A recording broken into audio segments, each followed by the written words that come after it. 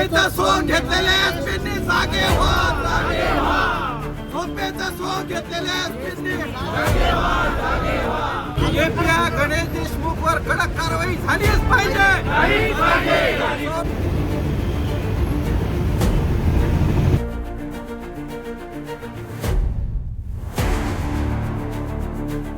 नमस्कार, मी राणिका स्लिवाल. आपण पाहताय डिजिटल अहिल्यानगर. मारहाण आणि कस्टोडियल प्रकरणात सराफ स्वर्णकार समितीने कारवाईची मागणी करत खाकीचा मिसयूज ऑफ पॉवर उघड केलाय.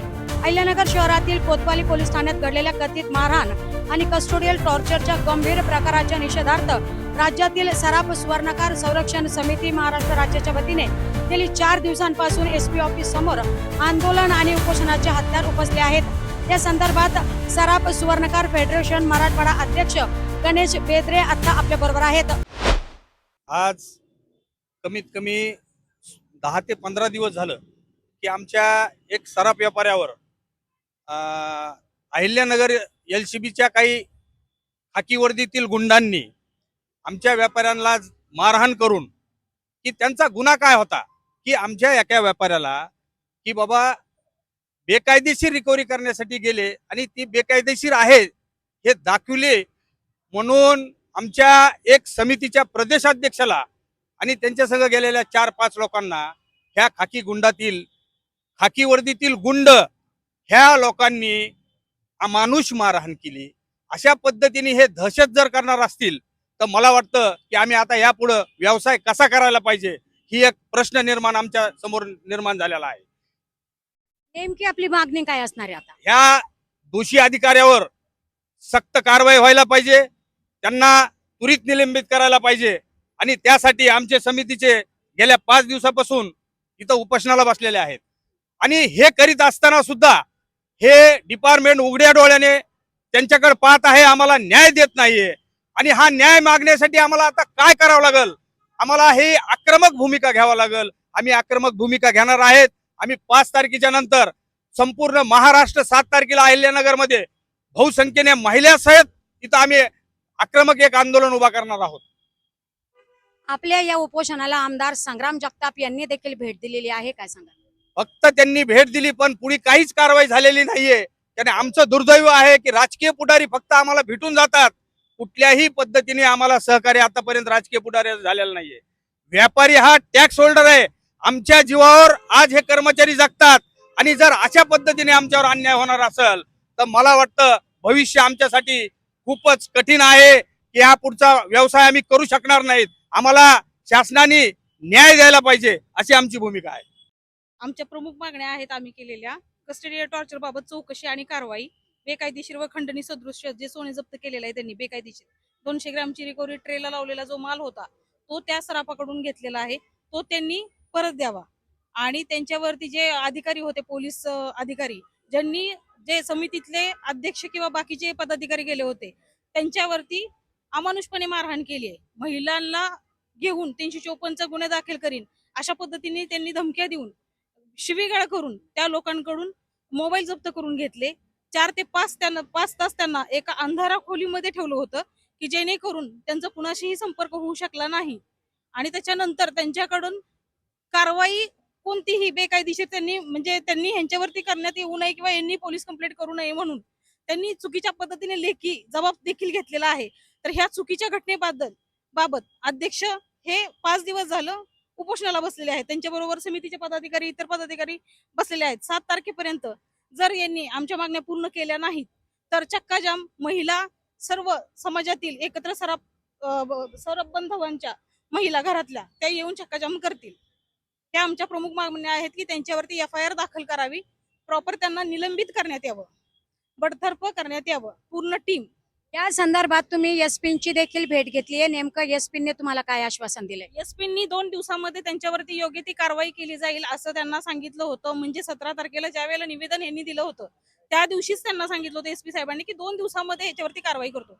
परंतु आज घटनेला 10 ते 12 दिवस झाले, अजूनही काहीही कारवाई करण्यात आली नाही. कोणतीही चौकशी नाही किंवा कोणताही अधिकारी यांच्यापाशी येऊन, अध्यक्षांपाशी किंवा समितीच्या लोकांपाशी येऊन आम्ही कारवाई करतो याबद्दलचं लेखी आश्वासन कोणतंही देण्यात आलेलं नाही. प्रशासनाने पूर्ण जनतेच्या प्रश्नांकडे कानाडोळा केलेला आहे.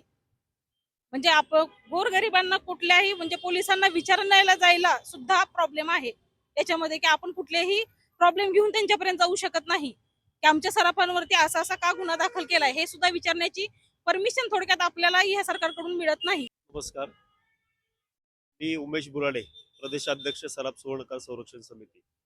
बोदेगाव येथे 16 तारखेला जी अमानुष घटना आमच्या एका सराफाच्या बाबतीमध्ये झाली, त्या सराफाकडे तपासाला जात असताना पोलिसांनी केलेलं कायद्याचं उल्लंघन, तसंच महाराष्ट्र शासनाच्या SOPचं उल्लंघन आणि कस्टडियल टॉर्चर आणि यामध्ये खंडणी सदृश्य असणारी रिकव्हरी, म्हणजे जी स्टोनर प्रॉपर्टी नव्हती, दुकानच्या विक्रीचा माल हा वडिलांना अगदी मारून बेदम मारहाण करून त्यांच्याकडून तो वसूल करण्यात आला आणि तो कुठेतरी स्टोनर प्रॉपर्टी असल्याचा त्या ॲक्टमध्ये दाखवण्याचा प्रयत्न करण्यात आला. आणि त्यानंतर आमच्या सराफांचे असणारे फंडामेंटल राईट्स याच्यामध्ये कुठल्याही प्रकारचं कायदेशीर पालन झालेलं नाही. SOPचं उल्लंघन होतं आहे, शिवाय सुप्रीम कोर्टाच्या गाईडलाईन्स याचंही कुठं पालन होत नाही. अशाच प्रकारे अनेक ठिकाणी महाराष्ट्रामध्ये अशाच घटना घडत आहेत. वारंवार माझ्या सराफ सुवर्णकारांनी संलग्न व्यावसायिक बांधवावरती अन्याय होतोय. या वेळेला आम्ही ज्या वेळेला तिथे ह्या कोतवाली पोलीस स्टेशनमध्ये असणाऱ्या आयओला आणि संबंधित SP साहेब असतील, त्यांचे PI साहेब असतील, यांनाही याबाबतच्या सूचना दिलेल्या होत्या मोबाईलवरून, किंवा यामध्ये तुम्ही SOPचं पालन करून संबंधित सराफाशी तुम्ही चौकशी करावी, जर तो दोषी असेल निश्चित त्यामध्ये कारवाई झाली पाहिजे. परंतु हे सगळं आम्ही संबंधित आयओला बोलत असताना की आपण कायदेशीर कारवाई करावी, याच्यामध्ये त्यांना नोटीस आपण देऊ शकता. आज सुप्रीम कोर्टही सांगते, आपल्या महाराष्ट्र शासनाचा GR ही तेच सांगतोय. आणि एवढ्या लोकांचे आदेश असतील, एवढं सगळं काही वरिष्ठांचं सांगणं असून सुद्धा हा नशेत धूर्त असणारा अधिकारी आणि त्याची टीम ज्या पद्धतीने आमच्या समितीच्या आणि माझ्या सर्व प्रतिष्ठित सराफांच्या बाबतीमध्ये जे वागले, ज्या पद्धतीने त्यांनी हाणमार केली, शिवीगाळ करणं, परत आमच्यावरती हात उचलून आम्हाला खोट्या गुन्ह्यामध्ये ओढण्याचा प्रयत्न, त्यामध्ये कुठंतरी महिलांना मध्ये आणून 354 दाखल करण्यासंदर्भातला प्रयत्न, हे जे काही बेकायदेशीर कृत्य केले, असे हे कृत्य हे अनेकांच्या बाबतीमध्ये अनेक वेळा घडलेलं आहे. महाराष्ट्रामध्ये अशा घटना घडत आहेत, परंतु ह्याची दखल किंवा या बाबतीमधला आवाज हा कधी उठला नव्हता. आज कुठंतरी सराफ सुवर्णकार संरक्षण समिती आणि माझे सर्व महाराष्ट्रातील सराफ संघटना यांच्या माध्यमातून आम्ही वरिष्ठ जे असतील आपले SP साहेब असतील, पोलीस महानिरीक्षक साहेब असतील, या सर्वांना आम्ही निवेदित करून त्यांना तक्रारी अर्ज देऊन या संबंधित अधिकाऱ्यांवरती कारवाई करण्यासाठी आग्रहित करतोय. आणि आम्ही गेल्या 16-17 तारखेला यामध्ये त्यांना तक्रारी अर्ज दिला. त्यावेळेला SP साहेबांनी आपल्याला 2 दिवसामध्ये कारवाई करण्यासंदर्भातलं आश्वासन दिलं. त्यानंतरही आम्ही त्यांना अर्ज करून या संदर्भातली म्हणजे आपण काय कारवाई केली याबाबत विचारणा केली, परंतु अद्यापपर्यंत त्यात काही होताना दिसना.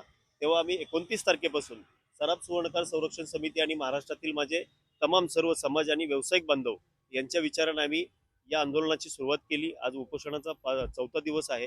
अद्यापपर्यंत ह्यांच्यातून कुठली कारवाई होताना दिसत नाही. कुठंतरी ह्या गुंडशाही आणि चुकीच्या वागणाऱ्या ह्या अधिकाऱ्यांना राजकीय आश्रय आहे का, ही शंका मात्र यामधून आता 100% आहे. जर ह्याच्यामध्ये 6 तारखे 7 तारखेपर्यंत ते म्हणतायत अहवाल देतो म्हणून, आणि जर ह्याच्यामध्ये न्याय नाही मिळाला, ह्याच्यामध्ये FIR दाखल नाही झाली, तर येणाऱ्या काळामध्ये या आंदोलनाचे पडसाद, कारण महाराष्ट्रभर सर्व माझ्या सराफ सुवर्णकार संलग्न व्यावसायिक बांधवांच्या भावना ह्या अगदी कळकळून सर्व लोकांना ह्याची तीव्रता वाढते. याच्यामध्ये प्रशासनाने मला असं वाटतं की लक्ष द्यावं. संबंधित वरिष्ठ अधिकाऱ्यांकडून अपेक्षा आहे की यामध्ये त्यांनी न्याय देण्याचा विचार करावा.